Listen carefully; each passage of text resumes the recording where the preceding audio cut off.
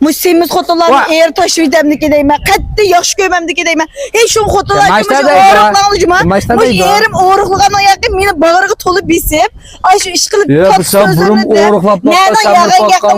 Men o hamda o'roqladim. Yaqin yaqin kunda tatlı gaplarni qilsiz, shirin gaplarni qilsiz. Kilometrga deb. Buni onda tatlı gapmayda jinim qo'zam. Tatlı qo'zam. Ay bu. Hozir 50 kilo çıktınız. 50 kilo emas dadasıyım hazır 60 kilo. Ama o'roqlasanglar bek bezildi kerak do'stlar. Biz sizlarga alayda bir xush xabarni yetkazish uchun oy shum xabarga xush xabar emasga shum xabarni yetkazish uchun do'yinga chiqib qoldik. Bizning tazyiqimizda to'liq qalatam tugidi.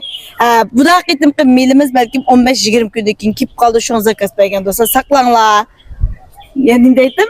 Şu saklamadan vermişler. Şundan hammalardan to'g'ri tushuncha chin yuragimizdan umid qilamiz. Tugidi.